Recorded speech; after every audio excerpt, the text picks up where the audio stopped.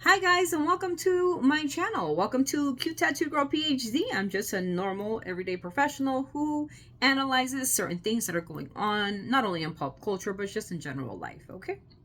So today we're going to talk about a little bit of pop culture. I'm not going to mention any names, there's no need. The person that is being accused is incarcerated, and what is intriguing me are the people that are linked to this gentleman. The amount of names that are coming up.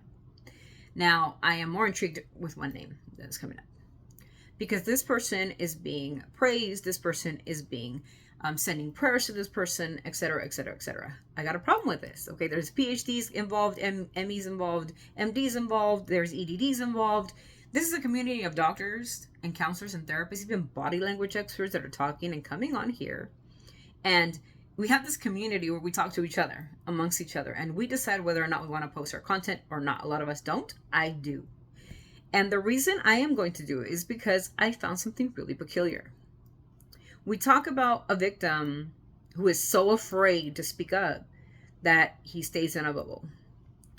And I agree with he should stay in a bubble if he has nothing to say, right? If there's no abuse, why would you say abuse? There's no abuse, right? I decided to go down, like I said, I went down this rabbit hole where I find some little things here and there. One is a petition. In 2014, this individual, and like I said, I'm not saying any names, there's no need. Okay? There was a petition signed that was signed by over 3 million people to escort this young man out of the United States of America. They didn't want him here. Now he's an adult. Okay? As adults, we have the choice to make. We can make good choices and bad choices. This young man decided to make a lot of bad choices. Now let's discuss his bad choices throughout the years. He hasn't been a really good person, has he? While we're pretending him to be a victim, let's look at his entire trajectory as a pop star. Okay, because he's a pop star. Okay, let's talk about the cheating when he was with the young lady. Let's talk about the lying. Let's talk about the reckless behavior. Let's talk about the felony charges that he had at one point in time. That's why he needed the marriage. That's why he needed somebody to help him become a citizen in order for him to get his catalog and sell it and do whatever he had to do. Is that the reason why he sold his catalog? I don't know. Like I said, I'm not saying any names. You guys should know and you guys should point to it. There is too many fingers to pull here. Now, there's one teeny tiny blog that I'm going to try to insert here, crossing his name out. This person put out a very beautiful, heartfelt post to his supposed abuser. The post reads something like, when I was 14, I approached my brother, XXX, and this is this man that's incarcerated, with a song for him, which was trash. And of course, he gave me a hard no. He said no. No, thank you. Full circle, a couple years later, he asked me to be on his album.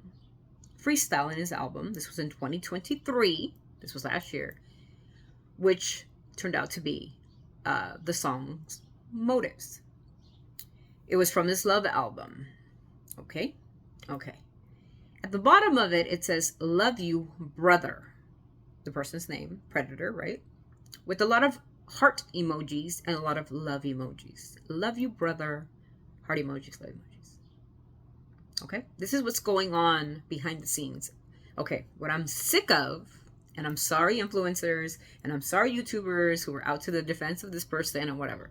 You guys need to dig deep a little bit more into the trajectory of a person's complete history.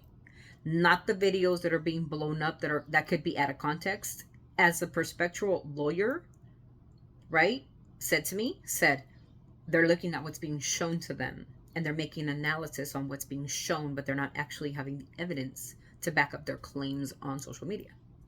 And it angers me because you cannot force somebody. To me, it feels like they're forcing this young man to say he is a victim. That's incredibly offensive to me and to this young man. He's not a good guy. Okay, maybe he is now because he changed his life because of his wife and his child. But he wasn't a good guy at one point in time. So we got to take that into accountability. Now, we're going to say a lot of people, and then here comes the influencer saying, well, maybe it was because he was this. Maybe he wasn't. Maybe that's just his demeanor and who he is. You ever think of that? He had a rough patch, and to the point where he was cheating on people, emotionally attacking people. He was committing felonies, for goodness sakes, which are not to be misdemeanors, but regardless, he was doing reckless behavior. Does it have to do with the past with somebody, which there might not be a past? Maybe this is just who he was. But I'm getting sick and tired. Okay, one is that I'll put out a comment that won't defend him, and my comment will be stricken now. Because you don't like it. It won't give you likes. Am I right? It won't give you likes. And somebody will say, like, oh, well, he was signed when he was 12. And somebody else will say, oh, no, he was signed when he was 14. No, wait, he was signed when he was 15. Make up your mind when he was signed. According to what I know, he was signed when he was 14 years old. He didn't have any interactions until with the person that's incarcerated when he was 15 years old. And he was living a very lavish lifestyle, is what I know. And where was the mom? With all this is happening, her child's being abused, where were the parents? So I'm getting sick of it without the evidence. I'm going to do a part 2 because there is a part 2 to this. Again, I might insert that here, but I found it. A loving letter to a person that supposedly he's an abuser. And we're going to say Stockholm Syndrome, right? I don't think so. Stockholm Syndrome is different. This person could have easily said, you know what, I'm going to take some counseling. I'm going to stay away from this person because this is what I need to do for my family and my child. But 1 year ago, he decided to continue to collaborate and be brotherly to the point where he says, I love you, brother. Heart emojis. And continue to collaborate. You're going to say blackmail? This young man has a lot of money where he can easily just as the perpetrator have the same amount of power that he might have, or even more. Get some lawyers involved. So that's my rant. It's not a rant. I'm just sick and tired of influencers and YouTubers coming out with their theories. Give me some evidence. Because as a professional, I need evidence, not a video. Don't care about the videos. The videos are old. I don't know what the context is of the videos. You guys are showing me bits and pieces. You guys are saying dope is involved and alcohol is involved. I seen him with the alcohol video, but nobody was forcing him to drink alcohol. He was grabbing it himself. At the end of the story, there's a lot of people in Hollywood who like to drink at an younger age. We come to that.